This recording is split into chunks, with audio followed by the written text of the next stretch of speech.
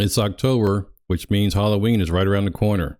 If you're like me, you like a scary movie. I grew up on the Dracula, Frankenstein, Creature from the Black Lagoon movies. But when I was little, much younger, I would watch a scary movie and I'd get that kind of creepy, scary feeling in my head, and I'd wait till the credits end and watch the very next commercial. I was always hoping for a very bright and cheery commercial to try to get that scary feeling out of my brain. So I know that sounds kind of strange, but I always wanted to kind of like get the world right and make everything right again. And that's what I'm going to be talking about in my model picks for Sunday, October 6, 2024.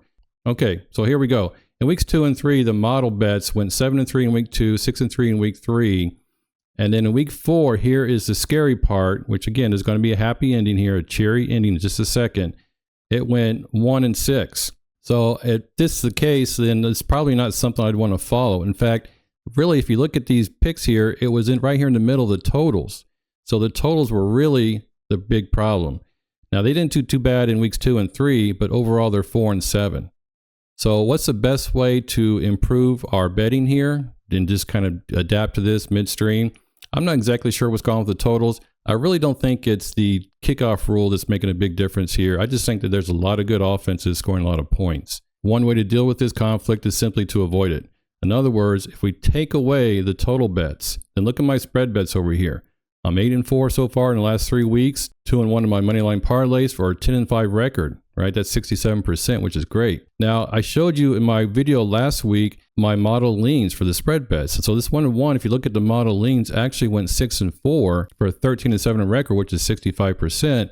Overall, these picks would be 15-8, just over 65%, which is excellent. Now, I really can't count that, so I'm going to go back to the 1-1 here and 8-4, but those bets were on the video, so you can go back and look at that if you'd like to. So that's one way to avoid the scary bad weeks is simply stick to the things that are working and avoid the things that are no longer working. So I'm going to pivot away from the totals this week, and I'm just going to show you my spread bets. So now I have 11 of these, plus I have a Moneyline parlay. So these are our model picks for Sunday, October 6, 2024. We have the Bills +1 at the Texans. The model likes this at 57.8%. The Panthers +4 at the Bears. I'm not sure I really want to pick the Panthers, but hopefully Andy Dalton will be wanting to get back at his former team. We have the Browns +3.5 at the Commanders. Now, I really like the Commanders. I'm not feeling too good about this one. I'm going to go ahead and take this bet because I'm getting the hook here. For the Packers, -3 at the Rams. Now, this does conflict with the bet I made earlier this week on Tuesday on my best bets video. And because of that reason, I'm not going to make this bet. I'm not going to place it. I already have the Rams +3 at home because the Rams fit this trend.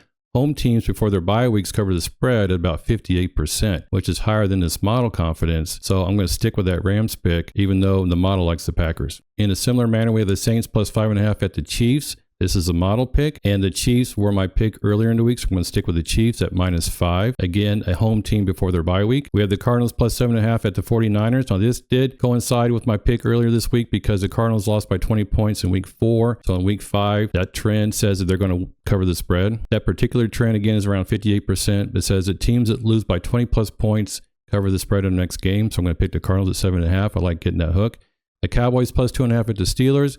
And the Giants +7 at the Seahawks. Now that's 8. 3 more here. We have the Colts +3 to Jaguars, a divisional game, and very important for both teams to get that win. I know that Jonathan Taylor is out of this game, so we got to be careful about this one. The Jets +2.5 at the Vikings. Now, I'm iffy on this game too because we all know that this game is in London, so I'm not sure I want to take the Jets here. In fact, I think that the Vikings are a much better team in my opinion, so I would rather lay the points with the Vikings. However, the model, regardless here, thinks the Jets +2.5. Finally, we have the Ravens -2.5 at the Bengals, another very important divisional game, and the model likes the Ravens at -2.5. So those are 11 spread bets from the model, which is doing really well this year so far, as I showed you in the earlier slide.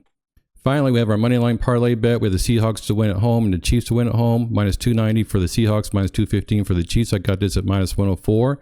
And my particular trend here, my models think that this is much better odds here for this happening. So the Moneyline parlay bet is the Seahawks to win and the Chiefs to win.